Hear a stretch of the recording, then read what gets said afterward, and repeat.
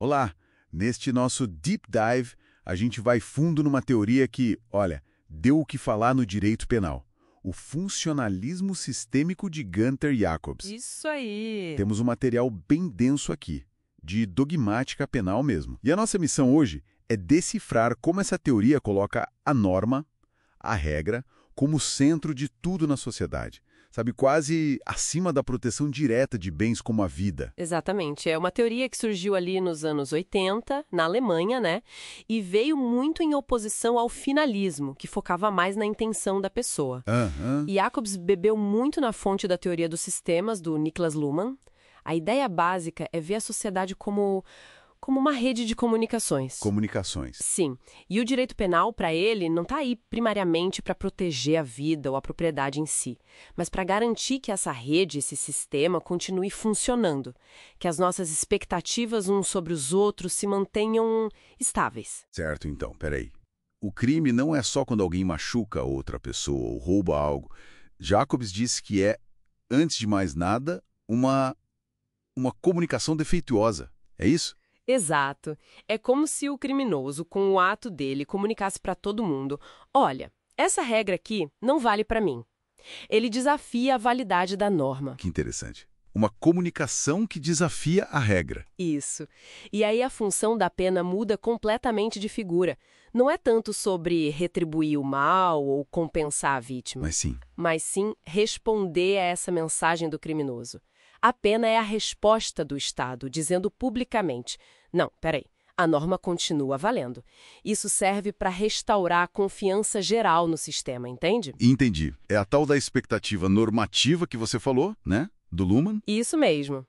Diferente da expectativa cognitiva, tipo, se eu acho que vai chover e não chove, eu mudo minha expectativa, a normativa é contrafática. Contrafática.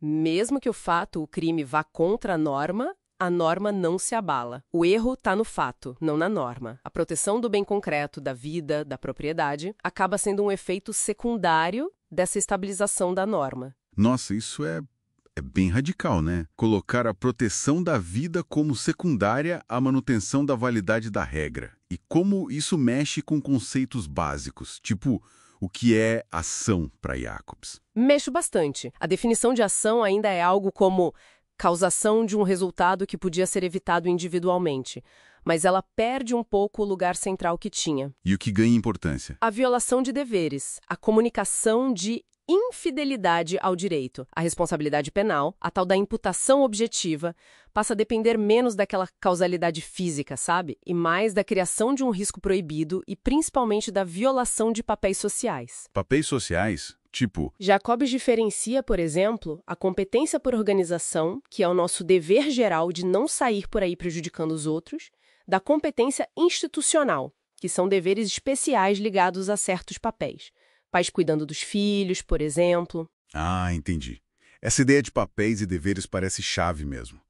Então, a culpabilidade, também muda? Não é mais sobre a pessoa poder ou não agir diferente naquele momento. Exatamente. A culpabilidade, para Jacobs, vira essencialmente falta de fidelidade ao direito. O foco não é tanto na capacidade psicológica individual, mas no dever que a pessoa tinha de seguir a norma. E por que essa mudança? Por causa da função da pena que ele defende. A prevenção geral positiva. A pena serve para exercitar, para treinar a sociedade no reconhecimento da validade da norma. É menos sobre o indivíduo que errou e mais sobre estabilizar o sistema como um todo. Faz sentido dentro da lógica dele. Mas essa lógica de manter a norma acima de tudo nos leva à parte talvez mais controversa, né?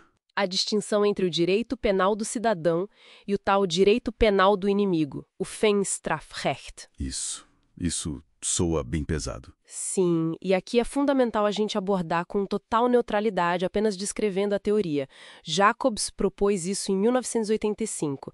A ideia seria que, para certos indivíduos que demonstram uma periculosidade persistente e que, na visão dele, se colocam fora do pacto social... Tipo quem? Ele pensava em exemplos como terroristas, membros de organizações criminosas muito estruturadas, gente que, na visão dele, não oferece mais a garantia mínima de que vai se comportar conforme o direito. E qual seria o tratamento para esse inimigo?